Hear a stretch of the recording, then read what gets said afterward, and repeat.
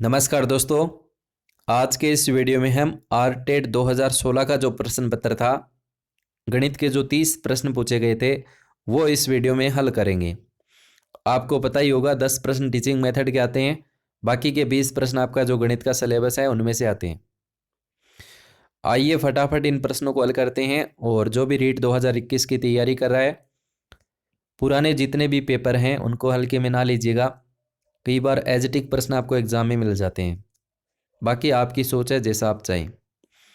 पहला प्रश्न ये पूछा गया था कि गणित की प्रकृति है, यह तार्किक है, यह कठिन है, यह अलंकारिक है, यह औसत विद्यार्थियों के लिए नहीं है। तो साथियों, इसका जो सही उत्तर है वो है ऑप्शन 1। गणित की जो प्रकृति है वो कैसी है? तार्किक है, लॉजिकल है। अलंकार, गणित में किसी प्रकार का कोई अलंकार नहीं होता, हिंदी में चलता होगा। गणित कठिन है, कौन बोलता है गणित कठिन है? हो ही नहीं सकती, गणित कठिन हो ही नहीं सकती। लोगों ने बना रखा है कि गणित कठिन है। गणित और गाड़ी एक जैसी होती हैं, जितना चलाओगे उतना निखार आएगा। यह औसत विद्यार्थियों के लिए नहीं है। तो भाई साहब, औसत विद्यार्थियों के लिए नहीं है तो किसके लिए है फिर? गणित तो सबके लिए। ये ऑप्शन भी गलत है, तो ऑप्शन इसका सही उत्तर 1 माना गया था। अगला सवाल, इसमें बोनस अंक दिया था आप लोगों को। क्यों दिया था वो अभी आपको पता चल जाएगा। अभ्यास शिक्षण निम्न में से सहयोग करता है। प्रैक्टिस हम करते हैं, एक्सरसाइज हम करते हैं, तो वो किस प्रकार से हेल्प करता है? पहला, अधिगम स्थानांतरण में वृद्धि करता है, लर्निंग ट्रांसफर में इंकरेज करता है, बिल्कुल सही है। समस्या के हल की समझ बढ़ाता है, बिल्कुल सही है, अंडरस्टैंडिंग हमारी होती है। सैद्धांतिक ज्ञान का उपयोग करने की क्षमता का विकास करता है, बिल्कुल सही है। और किसी समस्या के शीघ्र कार्य करने का जो सहयोग है वो भी हमारा अभ्यास से होता है। तो चारों ऑप्शन सही थे, इसलिए इस प्रश्न में बोनस अंक दिया था। हाँ, प्रश्न ऐसे पूछा जाता कि इनमें सर्वाधिक सहयोग कौन सा करता है, तब इस पे एक आंसर हम कर सकते थे। बाकी देखो, 2021 में भी ऐसा प्रश्न फिर से आ सकता है, तो थोड़ा सा इन प्रश्नों को लिंक कीजिएगा कि समस्या के हल करने की समझ अभ्यास से बढ़ती है, और समस्या के हल करने की जब समझ बढ़ती है तो हम उस समस्या को शीघ्र हल करते हैं, और ये हमारे अधिगम की वृद्धि में सहायक होता है, और उसका ज्ञान का उपयोग हम अन्य क्षेत्र में उपयोग करते हैं। इतनी हमारी क्षमता विकसित हो जाती है। अगला सवाल तीसरा जो पूछा गया था कि क्रियात्मक गणित का महत्व क्या है? प्रत्यक्ष अनुभव, स्वयं करके सीखना, अवधारणाओं को स्पष्ट एवं स्थायी होना, उपयुक्त सभी। तो बात यहाँ पर क्रियात्मक गणित की है। करके सीखेंगे, करके सीखेंगे तो चीज़ें हमारे सामने होगी, तो उनको छू कर नहीं सीखेंगे। प्रत्यक्ष अनुभव करेंगे, बिल्कुल करेंगे। और प्रत्यक्ष अनुभव करेंगे तो हमारे जीवन में उनको क्या बनाएंगे? स्थायी बनाएंगे, अवधारणाएं हमारी स्पष्ट होंगी। इसका मतलब क्रियात्मक गणित का महत्व क्या है? ये चारों ही बिल्कुल सही है, तीनों ऑप्शन सही है, तो ऑप्शन नंबर 4 इसका सही उत्तर। अगला सवाल यह पूछा गया था कि गणित की भाषा है संकेत, सूत्र, संख्याचर या उपयुक्त सभी। तो गणित की जो भाषा होती है वो सांकेतिक भाषा होती है। इसमें संकेत होते हैं, सूत्र होते हैं, चर अचर राशियां, इस प्रकार के हम गणित में वैल्यू देखते हैं। तो सही उत्तर क्या हो जाएगा? इसमें भी ऑप्शन नंबर डी हो जाएगा। सवाल नेक्स्ट पूछा गया था कि गणित शिक्षण में किस विषय में महत्व है? गणित शिक्षण का किस विषय में महत्व है?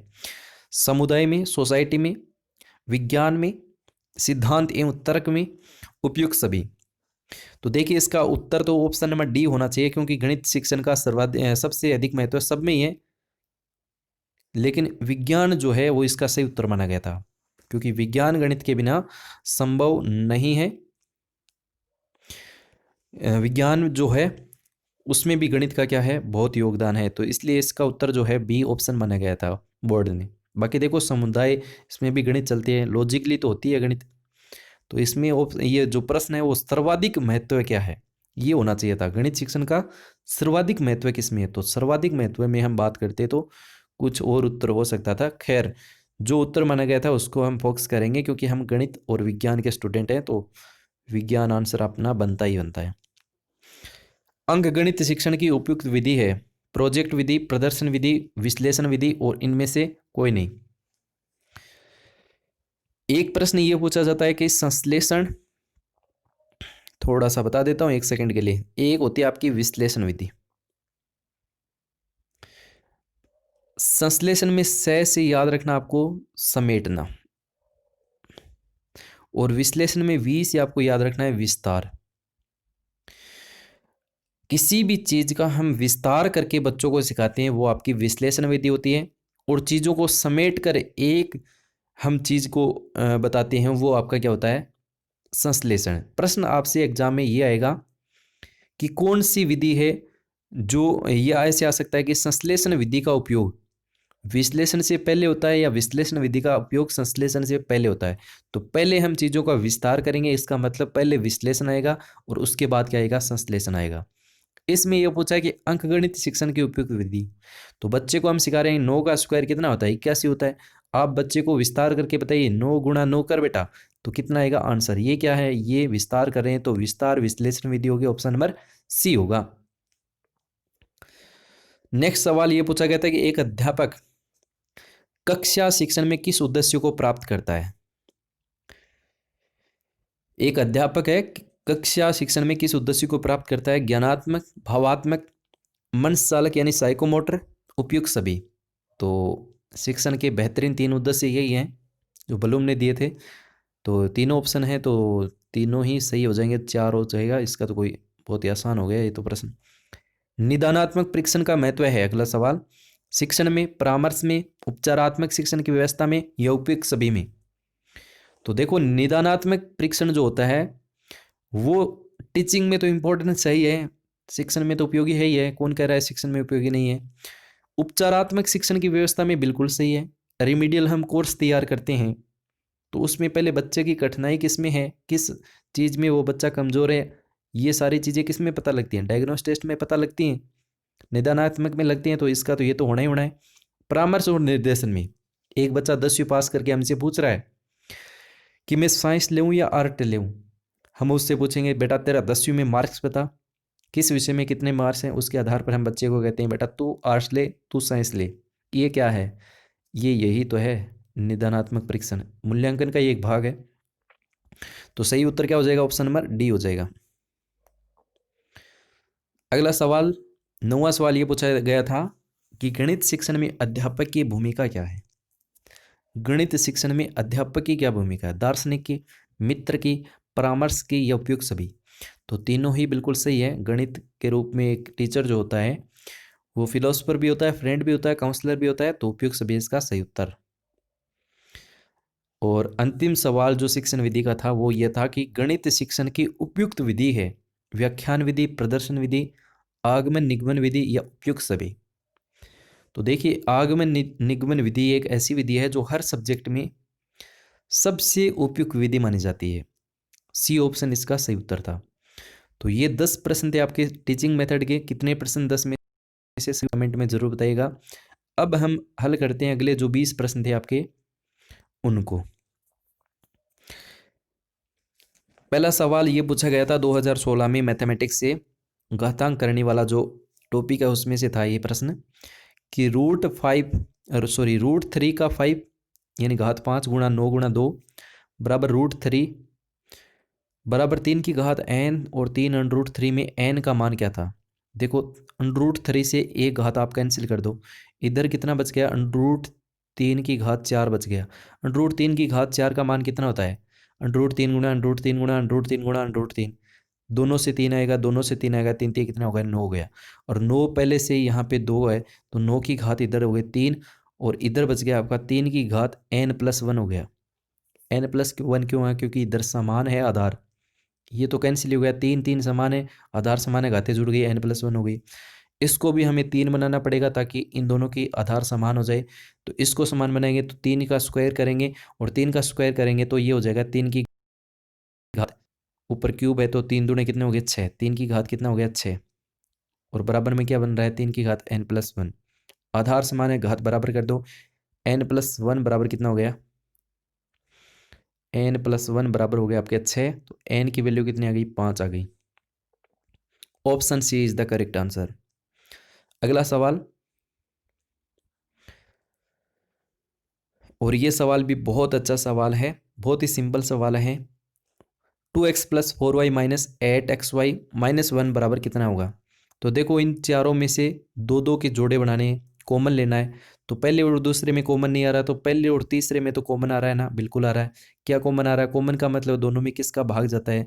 तो 2x में कॉमन ले रहा हूँ पहले और तीसरे में, क्या बनेगा, यहाँ 1 बचेगा और यहाँ माइनस का चिन्ह बचेगा और यहाँ बचेगा आपके पास 4 और y।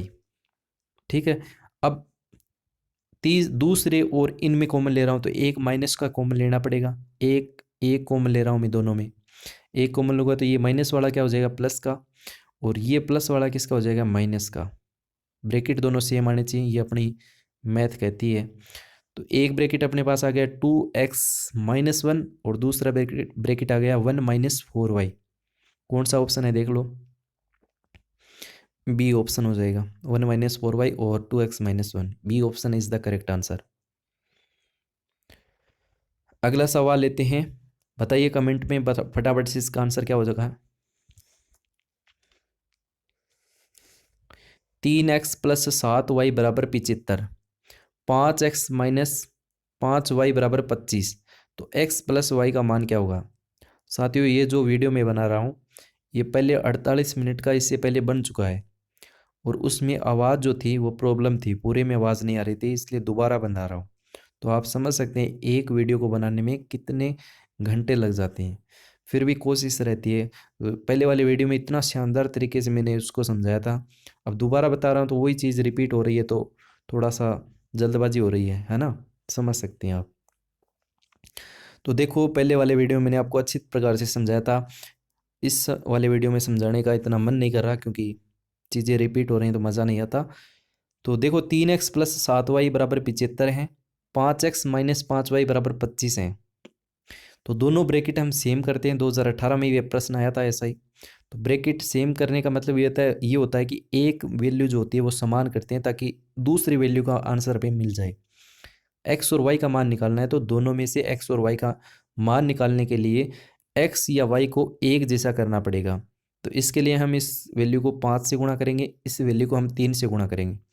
ऊपर वाली को 5 से गुणा करेंगे पहले वाली को, तो 5 दिए 15x हो गया, और 5 से करेंगे तो 7 पंजे 35y हो गया, और इसके बाद 5 से इसका गुणा करेंगे तो 375 आएगा, और इनको 3 से करेंगे तो 3 पंजे 15x, और 3 से करेंगे तो माइनस के 15y, और बराबर 25 ये 75 आ जाएंगे। चिन्ह बदलो, माइनस माइनस माइनस ये कैंसिल हो जाएगा, इसमें से ये घटाएंगे और ये प्लस हो गया ना चिन्ह, तो ये 15 और 35 कितने हो गए 50y हो गया, और बराबर में 375 में 75 गए 300 बच गए। y की वैल्यू कितनी आ गई 5 6 के 30, y की वैल्यू कितनी आ गई 6 आ गई। y का मान 6 यहाँ रख दो, तो 5x माइनस 5 6 के 30 बराबर 25, और 5x बराबर ये इसको इधर कर दो तो जोड़ हो जाएगा 55। x का मान कितना आ जाएगा 11। तो 11 और 6 कितने हो गए 11 प्लस 6, आपका आंसर हो जाएगा 17, ए ऑप्शन। अगला सवाल देखो 625 प्लस अंडरूट 484 का मान क्या होगा। देखो 625 का वर्गमूल 25 होता है और 484 का वर्गमूल कितना होता है 22, इन दोनों को ऐड करोगे तो आपके पास आंसर आ जाएगा 47। अगला सवाल, ये वैल्यू दे रखी है अंडरूट के अंदर, जब हम इसका अंडरूट हटाएंगे तो आपको पता है 729 का अंडरूट कितना होता है 27 होता है, और नीचे देखो ये 6 बिंदु है, नीचे 6 का मतलब हो गया 3 बार आ जाएंगे, और इसका क्या है 1/3 है, 1/3 है तो इसको मैं लिख देता हूँ 3/10 की घात 3 और पूरे की घात 1/3। 3 से 3 कैंसिल हो गया, इसका मतलब ये वैल्यू आ गई 3/10। 3/10 का मतलब 0.3, और आगे वाली इस वैल्यू को हल करेंगे तो 8/1000 बनेगा। अब नीचे 1000 क्यों आया ये तो बताने की आवश्यकता नहीं है, क्योंकि पॉइंट 3 अंक के बाद है तो 1000 आएगा ही आएगा। इसको मैं लिख देता हूँ 2/10 की घात 3 और पूरे की घात 1/3, 3 से 3 कैंसिल, यानी 2/10। 2/10 का मतलब हो गया 2 में 10 का भाग 0.2, इन दोनों को ऐड करेंगे तो आ जाएगा 0.5, यानी B option is the correct answer.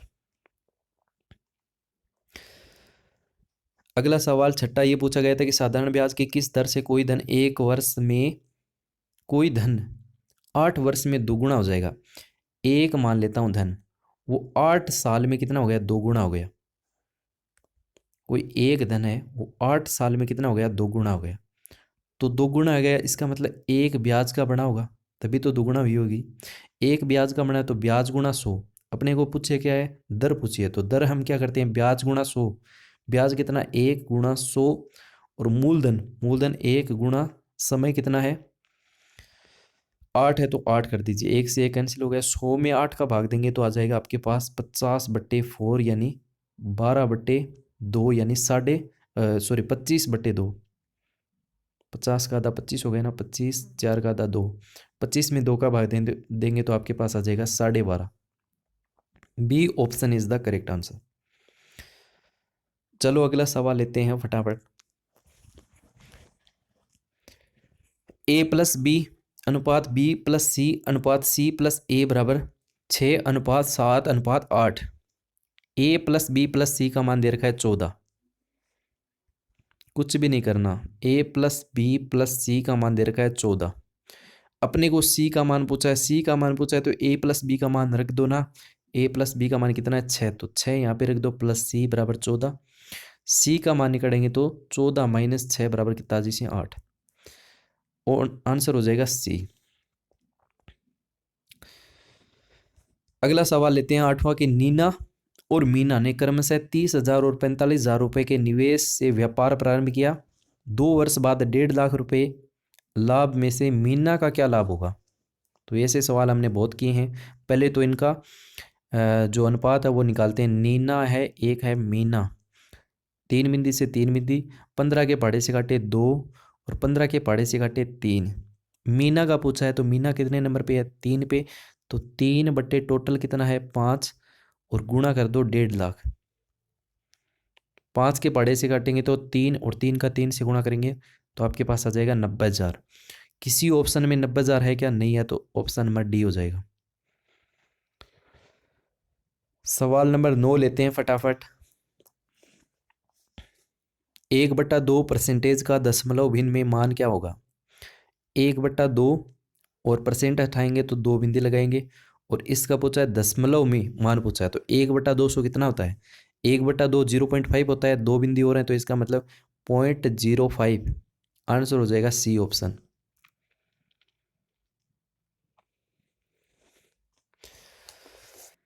एक मिनट दोबारा देख लेते हैं इसको। 1/200, तो 1/200 को मैं 1/2 लिख देता हूँ, गुणा 100 कर देता हूँ। 1/2 का मतलब हो गया 0.5 हो गया, 0.5। अब 2 बिंदु और लगाने हैं तो हो जाएगा आपका फिर आंसर बनेगा 0.005। 3 अंक के बाद हो गया ना फिर, तो ऑप्शन हो जाएगा बी ऑप्शन होगा, लाड लो बी ऑप्शन। सी नहीं होगा, पहले गलत बता दिया मैंने, सी नहीं होगा, ठीक है ना, ध्यान से, बी ऑप्शन हो जाएगा। अगला सवाल लेते हैं। राजीव की आयु, राजीव की 5 वर्ष पूर्व आयु और 9 साल बाद की आयु का गुणनफल 15 है। राजीव की वर्तमान आयु क्या है। ध्यान से सुनो, इस प्रश्न को समझो कि राजीव की 5 वर्ष पहले की आयु और 9 साल बाद की आयु, दोनों के आयु का गुणनफल कितना है, 15 है। तो राजीव की वर्तमान आयु क्या है, तो ऑप्शन से करते हैं एक बार। 6 मान लो वर्तमान है, 6 वर्तमान है तो 5 साल पहले कितनी थी, 1 थी, और 9 साल बाद कितनी होगी, 9 और 6 15 होगी, और इन दोनों का गुणनफल कितना है, 15 है कि नहीं है, 15 और 1 का गुणनफल 15 होगा, तो ये 15 आ रहा है। इसका मतलब उत्तर क्या होगा, ए ऑप्शन ही होगा। तरीके से करेंगे तो आपको वैसे करना पड़ेगा। वर्तमान एक्स मान लो, 9 साल बाद एक्स प्लस 9 हो जाएगी, और 5 साल पहले एक्स माइनस 5 हो जाएगी। अब गुणनफल किसका दे रखा है, पहले और बाद वाली का, इन दोनों का गुणनफल आप 15 के बराबर कर दो, एक समीकरण बनेगी, उसमें जो एक्स का पॉजिटिव मान आएगा वो आपका आंसर बन जाएगा। चलो फिर अगले सवाल लेते हैं। 11वां सवाल ये पूछा गया था कि दिए गए चित्र में एओबी एक सरल रेखा है। ये एओबी एक सरल रेखा है, ठीक है, जिस पर किरण ओ सी आपतित है। ए अनुपात बी 2:1 है, 2:1। ए का मान क्या होगा, ए को मान पूछे तो 2 बट्टा अनुपातों का योग 3 और टोटल कितना है 180। 3 के पहाड़े से काटेंगे 60, 60 का 2 से गुणा करेंगे 36, 120, 120 सी ऑप्शन हो जाएगा। चलो फिर 12वां सवाल लेते हैं। किसी त्रिभुज ABC में 3 कोण ए, 3 कोण ए बराबर दे रखा है 4 कोण बी बराबर दे रखा है 6 कोण सी। तो कोण ए का मान पूछा है, इसमें 12 का भाग दो, इसमें भी 12 का भाग दो, इसमें भी 12 का भाग दो। 12 का भाग क्यों दिया? क्योंकि इनके लघुत्तम का भाग देंगे तब हमारे पास इनकी जो एक्चुअल अनुपात है वो हमारे पास आएगा। 3 का भाग देंगे 12 में 4 आएगा, 4 का भाग देंगे 3 आएगा, 6 का भाग देंगे 2 आ जाएगा। पूछा किसका है? ए का पूछा है। ए का मान कितना है? 4। अनुपातों का योग कितना हुआ है? 4 3 7 2 9 और गुणा त्रिभुज का योग कितना होता है? तीनों कोणों का 180। 9 के बड़े से घटा 2 और 4 का गुणा करें 20 से तो 20 सौ 80। तो B option is the correct answer.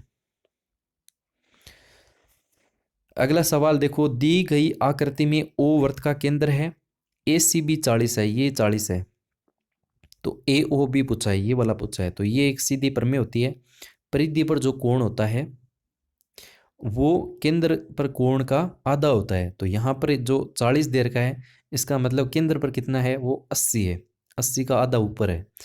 तो ऐसे समझ लीजिए कि परिधि पर जो कोण होता है उसका डबल कितना होता है? केंद्र पर कोण होता है।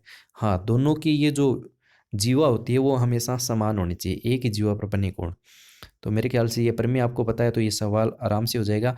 उत्तर क्या बनेगा इसका? 80 बनेगा। 80 बनेगा तो आपका डी ऑप्शन हो जाएगा।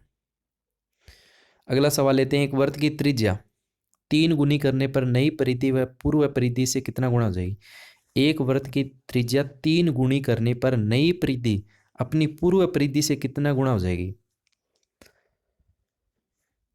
मान लेता हूं, देखो दो तरफ से दोनों तरीके से करते हैं। r बराबर 1 मान लो और वर्त की परिधि निकाल लेता हूं तो 2 पाई बनेगी, बिल्कुल बनेगी। r का मान 1 हो गया। अब r का 3 गुणा कर लेता हूँ, r त्रिज्या तिगुनी कर रहा है तो r बराबर 3 रखता हूँ, तो परिधि कितनी हो जाएगी? 2 पाई r का मान 3 करेंगे तो 3 दूनी 6 पाई हो जाएगी। अब आप देख लो, खुद ही देख लो, पहले 2 पाई थी अब 6 पाई हो गई, तो कितना गुणा हो रही है? 3 गुणा हो रही है। 3 गुणा हो रही है तो इसका मतलब क्या है? ए ऑप्शन इसका सही उत्तर हो जाएगा। सवाल नंबर 15 को हल करते हैं कि एक कमरा 12 मीटर लंबा, 9 मीटर चौड़ा, 8 मीटर ऊंचा, इसमें अधिकतम किस लंबाई का बांस रखा जा सकता है? कमरा जो होता है लंबाई चौड़ाई अलग अलग है, इसका मतलब उस कमरे के विकर्ण हमें निकालना है। तो विकर्ण का सूत्र हमें पता ही है, √L² + B² + H² होता है। याद रखना दोस्तों, यहाँ पे मीटर है, यहाँ पे भी मीटर है, यहाँ पे भी मीटर है। ऐसे सवालों में ये चीज़ें बहुत ज़रूरी होती हैं कि इनकी इकाइयाँ हमेशा सेम होनी चाहिए। परीक्षा में 2 मीटर देंगे, 1 सेंटीमीटर देंगे, तो आपको पहले मीटर में बदलना है, फिर आंसर बनेगा। एल का मतलब हो गया 12 का स्क्वायर 144 हो गया, बी का स्क्वायर 81 हो गया और एच का स्क्वायर का मतलब हो गया 64। इनको योग करेंगे तो आपके पास बनेगा 289 और 289 किसका वर्ग होता है? वर्गमूल होता है 17। तो आंसर बन जाएगा अपने पास 17। 17 मीटर की लंबाई का बांस उस कमरे में रखा जा सकता है। अगला सवाल, पहले सारणी को निर्देश पढ़ेंगे उसके बाद प्रश्न को हल करेंगे। विभिन्न नगरों में एक परीक्षा में बैठने वाले उम्मीदवारों की संख्या लाखों में,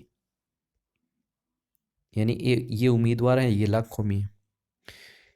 इसमें पास व फेल होने वाले का अनुपात दिया गया है। भली भांति अध्ययन कर निम्न प्रश्नों के हल दीजिए। पहले पास है, बाद में फेल। प्रश्न पढ़ते हैं सीधा।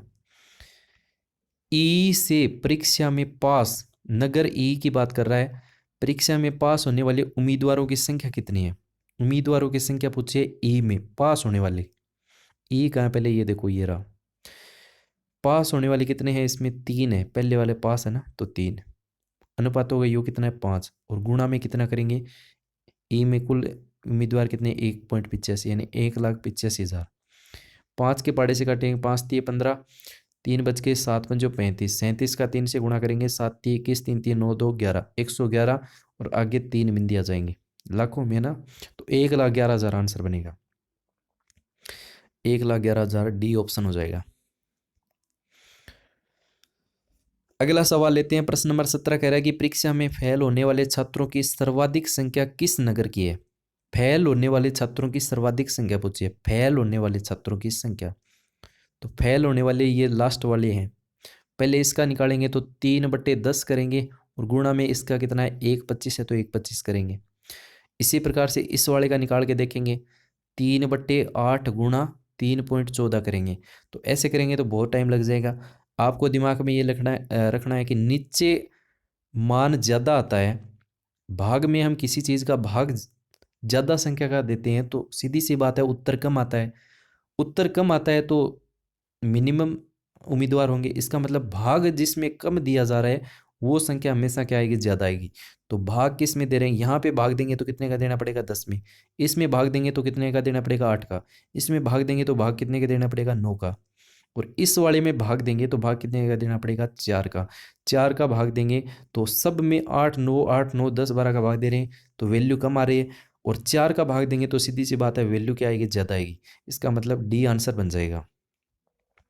बाकी तरीका तो आप सबका अलग अलग निकाल के देखो तभी पता चलेगा।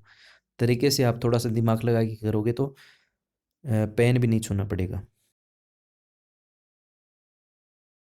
18 कह रहा है कि आयत चित्र प्रदर्शित करता है। देखो ये वाला जो पोर्शन है बारंबारता वाला, उसका एक सेशन लगाऊंगा, उसमें जितने भी इफेक्ट हैं, थ्योरी से प्रश्न आते हैं तो वो सारी चीज़ें मैं एक वीडियो में आपको करवा दूंगा। तो इसका सही उत्तर होगा आपका सी ऑप्शन। सतत वर्गीकृत बारंबारता बटन आयत चित्र प्रदर्शित करता है। सतत वर्गीकृत बारंबारता बटन, ये प्रश्न फिर से रिपीट हो सकता है, इसको आप स्क्रीनशॉट ले लेना, ठीक है। निर्देश पढ़ लेते हैं अगले सवाल के। देखो दिए गए चित्र में विभिन्न विद्यालयों में पढ़ने वाली लड़कियों का प्रतिशत दिया गया है। किसका, लड़कियों का। सावधानी पूर्वक पढ़कर नीचे प्रश्नों के उत्तर दो, ठीक है। ये दे रखे हैं PQRST, इनके दे रखे हैं, यहाँ पे दे रखा है लड़कियों का प्रतिशत, ठीक है। और ये दे रखा है विद्यार्थियों की संख्या दे रखी है, इतने इतने विद्यार्थी हैं उस स्कूल में, कोई बात नहीं, विद्यालय दे रखा है। पूछा क्या है, विद्यालय टी में लड़कों की संख्या, विद्यालय टी में लड़कों की संख्या। देखो ये रहा टी, इसमें कितने हैं विद्यार्थी, विद्यार्थी टोटल कितने हैं, 1250 हैं। लेकिन लड़की देखो टी में लड़की हैं 40। तो सीधी सी बात है 40% लड़की हैं तो 60% लड़के हुए कि नहीं हुए। 40% लड़की हैं तो 60% लड़के हुए कि नहीं हुए। 60% लड़के हुए तो टी का 60% निकाल लो ना। टी का 60%, 1250 का 60% निकालना है, बस खेल खत्म। 2 जीरो से 2 जीरो। 125 का 6 से गुणा करेंगे तो 5 के 30 और 6 दूनी 12, 3 15 और 6 एकम 6 एक 7, 750 बनेगा। सी ऑप्शन हो जाएगा, सी ऑप्शन। चलो फिर आज का अंतिम सवाल करते हैं, 20वां सवाल जो पूछा गया था वो। सवाल ये था कि विद्यालय पी और क्यू कुल मिलाकर विद्यार्थियों की औसत संख्या कितनी थी। पी और क्यू की विद्यार्थियों की पूछा है, इसका मतलब ऊपर जाना ही नहीं है परसेंटेज में। ये रहे विद्यार्थी पी और क्यू, पी ये रहा, क्यू ये रहा। 2500 और 3000 कितने हो गए, 5500 हो गए। औसत निकालना है तो 2 का भाग दे दो, क्योंकि पी और क्यू का 2 का ही पूछा है तो औसत 2 का ही देंगे। 5500 का आधा कितना हो जाएगा, 2750। तो 2750 कौन से ऑप्शन में है, देखो सी ऑप्शन में है। तो राइट आंसर क्या हो जाएगा, सी ऑप्शन। तो ये साथियों आरटेट 2016 का जो मैथमेटिक्स का पेपर था वो मैंने आपको पूरा हल करवा दिया है। 2018 वाला भी करवा दिया है, L2 के लिए, लेवल 2 के लिए। इनकी PDF जो है पेपर की वो मैंने टेलीग्राम ऐप पे डाल दी है और लिंक में डिस्क्रिप्शन दे रहा हूँ टेलीग्राम का, आप वहाँ से डाउनलोड कर सकती हैं। पुराने जितने भी पेपर हैं देखने, बाकी तो आपकी मर्जी है, जितना आप पढ़ना चाहिए पढ़ना ही है। तो आज के इस वीडियो में इतना ही। टीचिंग मेथड को हल्के में मत लेना, ढंग से तैयार कर लेना। मेरा इतना ही कि एक बात और बता देता हूँ, एक बात ये बता देता हूँ कि जो मैथमेटिक्स वाले विद्यार्थी हैं उसको जो गणित के 20 प्रश्न आते हैं उसमें भी होने चाहिए, क्योंकि मुझे पता है आप बायोलॉजी वाले पोर्शन में 1-2 प्रश्न गलत करोगे, क्योंकि बायोलॉजी वाले बंदे तो बायोलॉजी में बिंदास है एकदम, कोई दिक्कत नहीं है उनको, और वो वहाँ पे खींचेंगे, आपको यहाँ से खींचने हैं। बाकी देखो बायो का स्टूडेंट है तो आराम से गणित भी कवर कर सकता है, क्योंकि इतनी हल्की गणित आती है कि पूछो मत। तो बहुत बहुत शुक्रिया इस वीडियो को देखने के लिए। और मैंने आपको बताया था कि वीडियो मैंने 2 बार बना दिया है। पहले वाला वीडियो बनाया था वो 48 मिनट का बना था, उसमें बहुत आराम से चीज़ों को समझाया था, लेकिन उसमें आवाज़ नहीं आने के कारण पूरा वीडियो डिलीट करना पड़ा। अब ये दोबारा वीडियो बनाया तो उतना ही, तो कितना टाइम लगे इसमें, 30 मिनट लगे है, मतलब समय कम लगा है क्योंकि मैंने जल्दी जल्दी बता दिया। दोबारा बताते हैं तो आप खुद देख लीजिए कि कितना बता पाते हैं। ठीक है दोस्तों, तो मेरे ख्याल से आराम से आपको चीज़ें समझ में आई होंगी, चीज़ें मैंने ऑथेंटिक बताई हैं। ठीक है दोस्तों, आज के इस वीडियो में इतना ही। थैंक यू सो मच, बहुत बहुत जुड़ने के लिए शुक्रिया। और 2011 वाला पेपर बचा है, उसको भी हम जल्द आपको करवा देंगे। इसके बाद आप कहेंगे तो साइंस वाला जो पोर्शन है वो भी आपको करवा देंगे। Thank you so much.